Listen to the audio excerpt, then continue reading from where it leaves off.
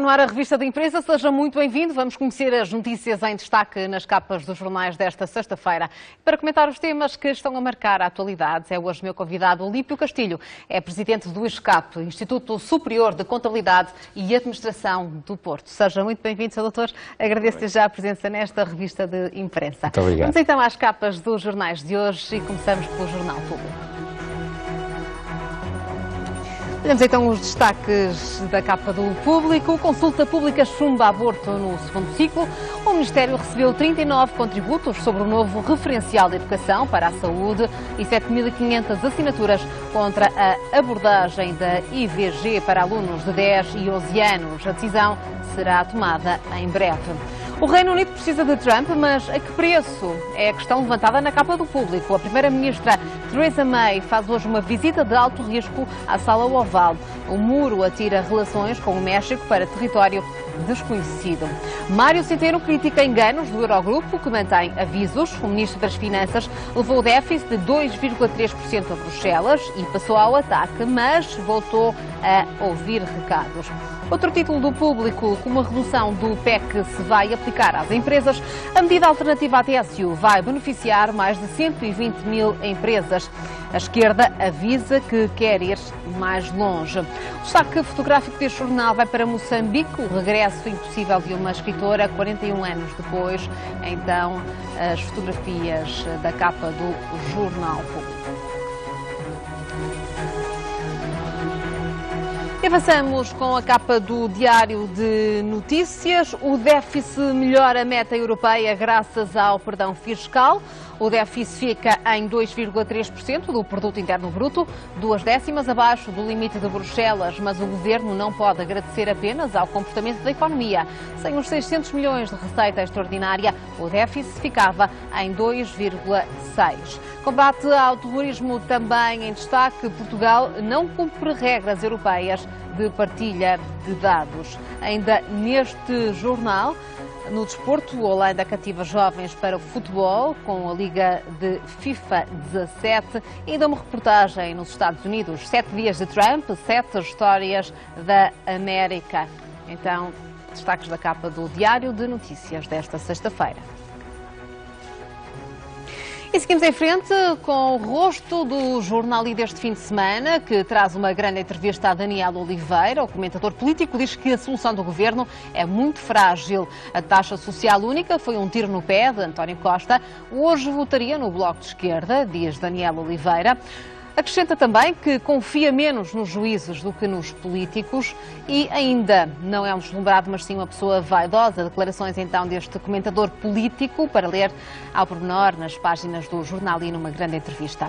Passos Coelho não quer Rui Gomes da Silva em Lisboa, também destaque. Ainda a Escola do Porto, que fechou, não era prioritária para o governo. E o muro de Donald Trump abre crise diplomática com o México. Ainda o tabu de Fernando Henriques sai ou fica no BPI? A questão na capa do jornal.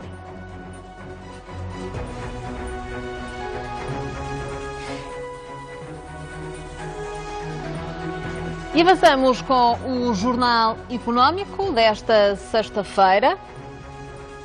O PS nunca mais vai precisar da direita para governar. Numa entrevista, o secretário de Estado dos Assuntos Parlamentares revela ao Jornal Económico os bastidores das negociações com a esquerda.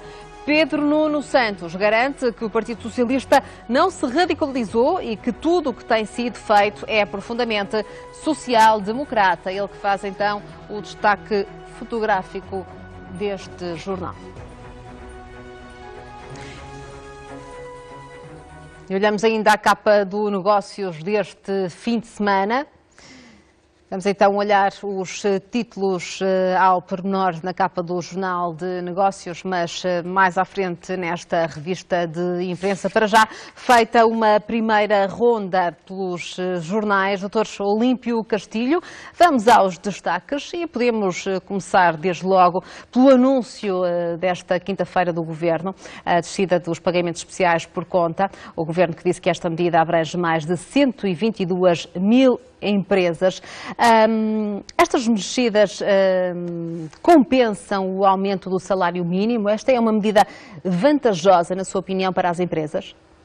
Bom, a crer no que as confederações patronais fizeram chegar a público, parece que sim, na medida em que me parece que eles vão aceitar esta solução. E, portanto, dentro dessa medida, parece-me que eles entenderão que será uma solução alternativa à redução da TSU.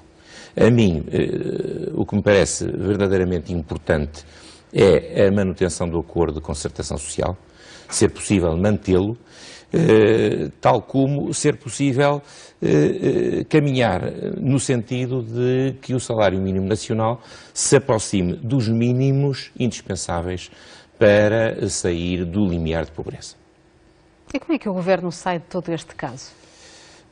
Sai fragilizado ou não? Eu penso que sai algo fragilizado, por muito que o Partido Socialista diga que não. Porque, naturalmente, este episódio da TSU pôs a descoberto alguma fragilidade do acordo de incidência parlamentar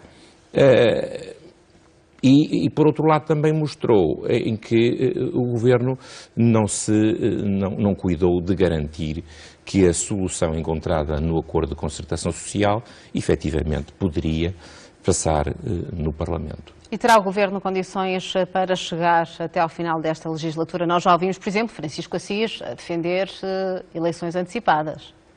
Eu penso que vai depender de muitos fatores, nomeadamente da própria evolução da economia e da questão do déficit, mas, enfim, o último ano dá alguma perspectiva de que, de facto, há pelo menos condições para levar a legislatura, eu não diria até outubro de 2019, mas pelo menos até 2019. Bom, o PEC poderá mesmo avançar. O Governo apresentou a medida aos patrões que se mostraram receptivos e parece que António Costa terá o apoio também dos partidos à esquerda. No entanto, PSD e CDS ainda não revelaram como é que irão votar. Tem condições para passar no Parlamento o PEC? Eu acho que tem, porque repare, o PEC surgiu, se a memória me não falha, no governo do Dr. Durão Barroso com a Ministra das Finanças, Manuela Ferreira Leite. E foi uma solução encontrada para, de certa maneira, conseguir ultrapassar o problema da fuga ao fisco. Ora bem, hoje as finanças têm, de facto, sistemas informáticos muito mais apurados. Por outro lado, há uma maior consciência cívica por parte dos cidadãos relativamente à necessidade de pedir fatura. Os próprios comerciantes começam a perceber que não podem deixar de faturar. E, portanto, a fuga ao fisco está em diminuição. Eu não tenho números rigorosos, e a economia paralela ainda continua elevada, mas tem vindo a descer. E, descendo, em bom rigor, não há nada que justifique um pagamento especial por conta, porque o que será normal é que, tal como os cidadãos, as empresas paguem impostos em função, neste caso, dos lucros que têm ou que não têm. E portanto, pagarão em função do apuramento real e não de algo que se presume e que, inclusivamente, poderá ficar muito aquém dos resultados das empresas. Portanto, a tendência natural será que o PEC acabe. E será um muito bom sinal que acabe, porque significa que a fuga aos impostos, ou, se quisermos, o controle por parte da autoridade tributária sobre as empresas é muito maior. Muito bem, Sr. Doutor, agora estamos sim em condições de ver a capa do Jornal de Negócios deste fim de semana. Vamos então olhar os títulos ao pormenor. E mais uma vez o PEC em destaque na capa deste jornal. 40 mil ficam fora do PEC. O benefício não se aplica a empresas sem pessoal. São um terço das que entregam o PEC. Ainda em destaque na banca, o Ritos diz que com o CaixaBank o futuro do BPI será melhor. Na hora da despedida, como maior acionista do BFA, o BPI foi buscar 52% dos a Angola em 2016. Paulo Macedo queria manter o vínculo ao BCP, ele que faz também destaque fotográfico neste jornal, que traz também ainda uma entrevista ao administrador da Ardian. Diz: vamos tornar-nos um dos maiores investidores em Portugal. Pilotos apoiam um veículo para comprar 5% da TAP. David Paes, líder da SPAC, diz que o veículo está aberto a todos os trabalhadores. Na habitação, o Banco CTT entra na guerra do crédito. O banco usa a arma do spread único de 1,75% de forma a atrair clientes. Então, a capa do Jornal de Negócios deste fim de semana. Mas então, uma capa revista, podemos olhar outros títulos em destaque e, desde logo, o déficit que melhora a meta europeia graças ao perdão fiscal. É, de resto, também a capa do Diário de Notícias de hoje. O Ministro das Finanças tem razões para estar satisfeito? Não deixa de não ter razões para estar satisfeito na medida em que o déficit foi algo que foi sempre muito sobrevalorizado.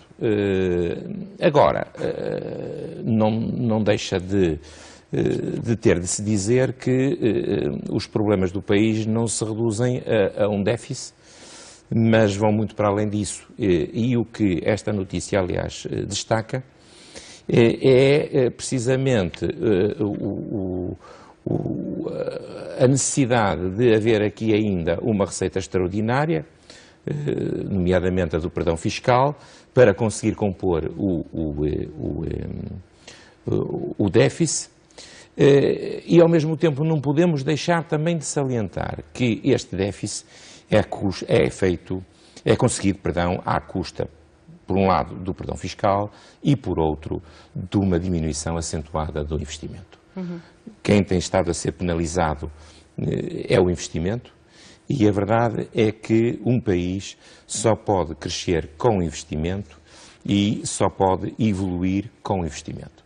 Portanto, a médio e longo prazo, se nós mantivermos taxas de investimento como estas que ainda ocorrem, estamos no mau caminho.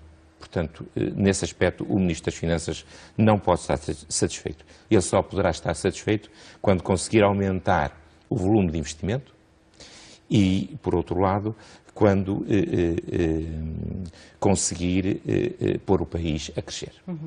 E a crescer a sério e não apenas no 1,3, 1,4, 1,5.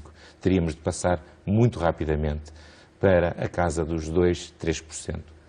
3% seria muito bom. E os outros assuntos quentes que continuam também a ser um assunto diário, neste caso olhando além fronteiras, são os Estados Unidos da América.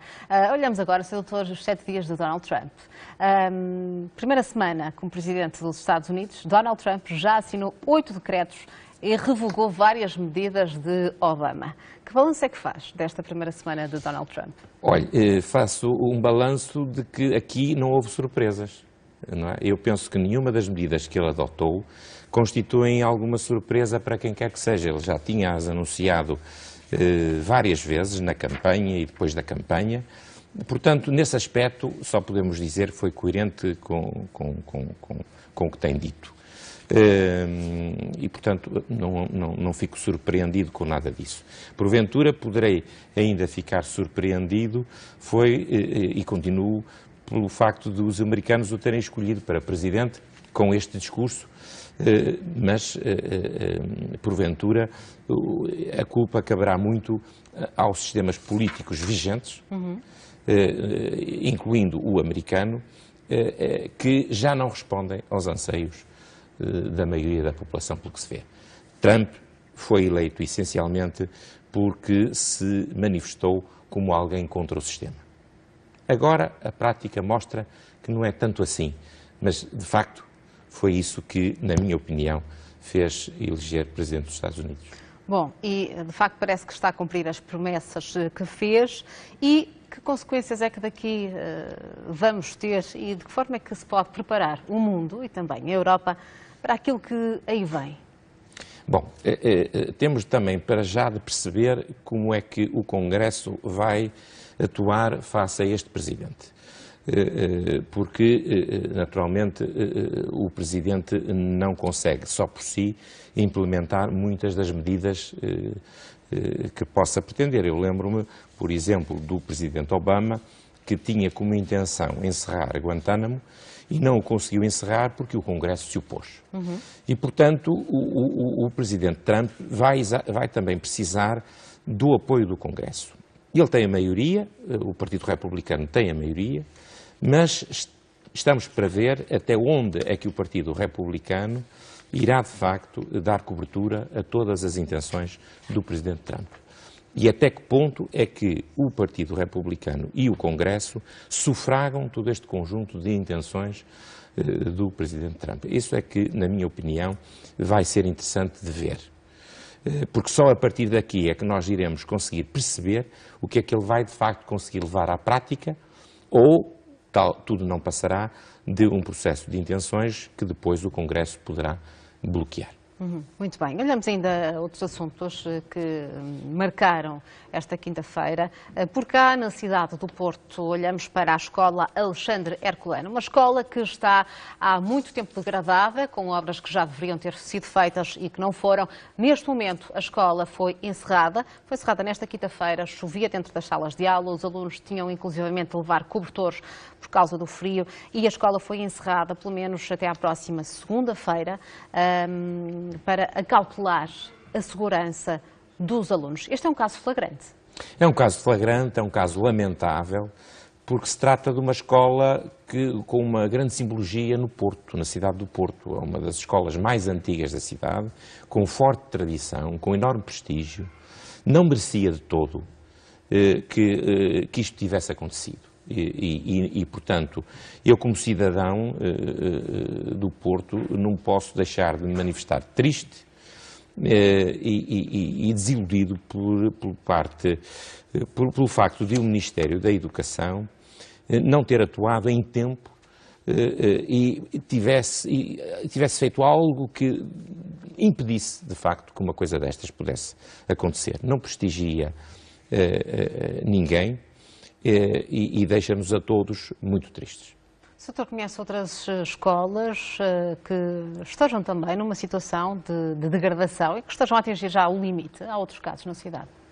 Eu não conheço em concreto. É evidente que nós sabemos que havia um plano de desenvolvimento da parte escolar.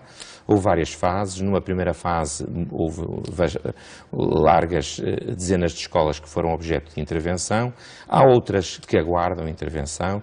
Eu estou-me a lembrar agora de uma escola em Vila Nova de Gaia, B23 Teixeira Lopes, portanto o agrupamento de escolas professor Costa Matos, que há alguns anos que aguarda também que se façam obras na medida em que se trata de uma escola já bastante antiga, com instalações também já degradadas e que, portanto, necessita de intervenção. O problema aqui é que esta escola Alexandre Herculano ultrapassou os limites, não é? A partir do momento em que a direção tem que encerrar, porque as condições mínimas já nem sequer existem, então alguma coisa funcionou mal. No limite, o que funcionou mal foi quando da inventariação quando da calendarização das obras, esta escola deveria ter tido uma prioridade diferente daquela que teve. Muito bem, Sr. Doutor, olhamos ainda outras capas da imprensa desta sexta-feira e vamos agora ver os destaques na capa do Jornal de Notícias. Já voltamos à conversa. Então, em destaque no JN de hoje, inspetor da Polícia Judiciária desviou milhares em buscas a Veiga, meteu ao bolso um maço de 60 mil euros durante a operação que visava o ex-diretor do Benfica. Destaque fotográfico, um moreirense gigante. Os minhotos derrotam o Benfica por 3-1 e defrontam o Braga na final. Taxa social única, também aqui com chamada de capa. Passos Coelho quer o PSD a votar mais vezes ao lado do PCP e do Bloco de Esquerda. No Porto, em destaque, mandou matar o marido, mas foi absolvida por razões técnicas. Taxa sobre combustíveis e o perdão fiscal salvam o déficit, escreve também o Jornal de Notícias. Destaca ainda para as adoções forçadas. Só os juízes têm capacidade para detectar os abusos. E mais uma vez aqui o destaque para a escola Alexandre Herculano, no Porto. Os alunos impõem o fecho desta escola, que estará encerrada, segundo ordens do Ministério da Educação, até à próxima segunda-feira. Então, a capa do Jornal de Notícias. Olhamos ainda a imprensa regional. E começamos pelo Diário de Aveiro. O muro ameaça desabar no centro de Aveiro. Os moradores dizem estar preocupados com o perigo iminente que o estado do muro representa na Rua das Cavalarias. A Câmara diz que a obra privada vai permitir solucionar este problema. Destaque fotográfico, os bombeiros velhos que celebram amanhã mais um aniversário. Há 135 anos ao serviço da população de Aveiro. Diabetes com números assustadores na região e no país. Ainda Água é Vida, que encerrou um ciclo na Escola da Glória. Na Anadia, os bombeiros preparam uma mudança de quartel durante obras. E neste jornal, no futebol, o Beira-Mar, que assegura a contratação do defesa Nuno Cruz, merece também chamada de capa. Ainda 1 milhão de euros que vai renovar o mercado da Pampilhosa. A Câmara Municipal da Minhalhada apresentou aos comerciantes do mercado da Pampilhosa um projeto de construção da nova infraestrutura que vai custar cerca de 1 milhão de euros e tem também destaque no Diário de Aveiro. O Correio do Minho de hoje destaca a Taça da Liga, o Moreirense que venceu o Benfica por 3-1, o troféu vem para o Minho, e o Braga que garante comboio para a final com os Cónegos. Francisco Assis reforça o miolo, Assis reforça o miolo dos guerreiros do Minho, também em destaque ainda o Eixo Atlântico, a eletrificação do troço Nino-Viana, consignada já na próxima semana. Um programa com sucesso, Braga acelera para o mercado global e startups atraem os investidores. Quanto à educação, Guimarães eleita como exemplo das boas práticas pedagógicas, é um dos destaques do rosto do Correio do Minho desta sexta-feira.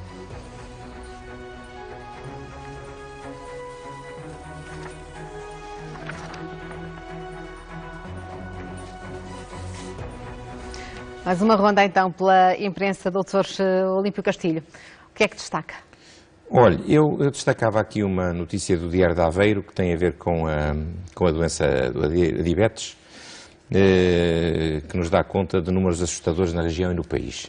De facto, a diabetes é uma doença silenciosa que ainda continua a ser detectada em muitas pessoas numa fase já muito tardia e muito avançada, com consequências dramáticas para os próprios. E portanto, eu ressalto esta notícia no sentido de, precisamente, alertar as pessoas para o problema. Ninguém está livre de ser diabético e todos devem, em devido tempo, através de análises clínicas, saber o seu estado e iniciar o tratamento quanto antes. Esta é uma das notícias que destaco. A outra, também nesta imprensa regional, aliás, salientada no Diário do Minho e no Correio do Minho, tem a ver com a linha do Minho e com a eletrificação do troço Nino-Viana, isto na medida em que poderá beneficiar imenso a ligação à Galiza, finalmente. Porventura será um primeiro passo para que possamos ter no norte uma ligação por via ferroviária entre o Porto e Vigo, enfim, tal como exige hoje estas duas regiões. Portanto, eu salientava estas duas notícias do E no Jornal de Notícias? No Jornal de Notícias, essencialmente, há aqui uma notícia que está muito destacada, porventura é apenas de revelador ainda de uma, enfim, da necessidade de um maior controle dentro das próprias forças de segurança. É evidente que estes fenómenos nunca irão desaparecer, mas também é importante salientar que vão sendo detectados e vão sendo eliminados. Muito bem, Dr. Olímpio Castilho, agradeço mais uma vez a sua presença nesta revista de imprensa. Muito Fica obrigado. Aqui feita a ronda e as notas. Agradeço mais uma vez. Muito obrigado, Dr. Olímpio Castilho. Ficamos hoje por aqui. Já sabe que estamos de regresso amanhã com as capas dos jornais. Boa noite e até amanhã.